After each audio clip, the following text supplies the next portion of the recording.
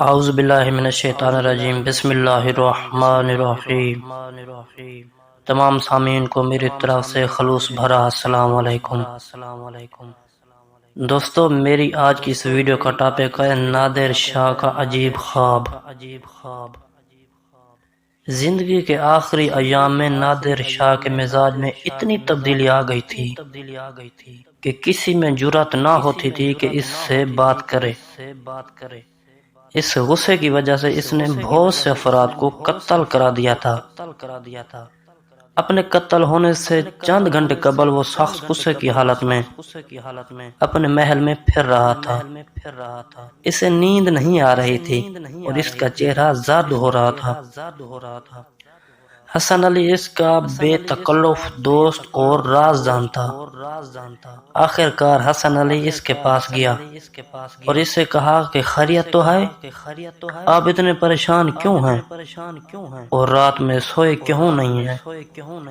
نادر شاہ نے کہا، میں تم سے راز کی بات کہتا ہوں، لیکن مجھ سے وعدہ کرو کہ تم یہ راز کسی کو نہیں بتاؤ گے، ورنہ تمہیں قتل کر دوں گا۔ جب حسن علی نے قسم کھا کر اس سے یقین دلایا کہ وہ اس کے راز کو اپنے تک محدود رکھے گا، اس وقت نادر شاہ نے کہا، بادشاہ بننے سے چند سال قبل خواب میں مجھے یہ دکھائی دیا تھا کہ کچھ افراد آئے، انہوں نے مجھے بڑے احترام کے ساتھ اپنے ساتھ لے گئے اور مجھے ایک ایسی جگہ لے گئے جہاں 12 امام علیہ السلام بیٹھے ہوئے تھے، گویا کہ 12 نور تھے۔ ان میں سے جو بزرگ سب سے بڑے تھے، انہوں نے اپنے غلاموں سے کہا کہ وہ ایک تلوار لے آئیں۔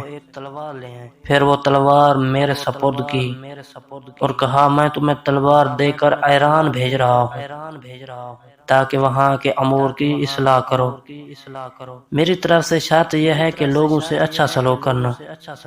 اس خواب کے بعد میں ترقی کرتا رہا یہاں تک کہ میں حاکم بن گیا اور میں نے ہندوستان فتح کر لیا، لیکن آج میں سخت پریشان ہوں اور اس پریشانی کی وجہ بھی ایک خواب ہی ہے، اور وہ خواب یہ ہے کہ آج سے کئی برس قبل میں نے جن غلاموں کو دیکھا تھا جو مجھے بڑے احترام کے ساتھ 12 امام علیہ السلام کے سامنے لے گئے تھے، آج انہی غلام نے سختی کے ساتھ مجھے پکڑا اور اسی جگہ لے گئے جہاں میں نے 12 امام علیہ السلام کو دیکھا تھا۔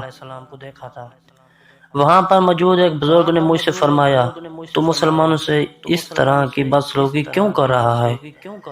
پھر انہوں نے غلاموں سے فرمایا کہ اسے تلوار واپس لے لو۔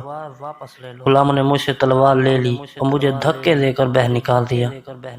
اس خواب کی وجہ سے میرا آرام و سکون غرق ہو گیا ہے اور مجھے ڈر ہے کہ کہیں مجھ پر کوئی برا وقت نہ آ جائے۔ چنانچہ پھر وہی کچھ ہوا جس کا اسے خدشہ تھا۔ اسی صبح اسے قتل کر دیا گیا اور جس محل کو اس نے تعمیر کیا تھا، اسی محل میں اس کی لاش کو پھینک دیا گیا۔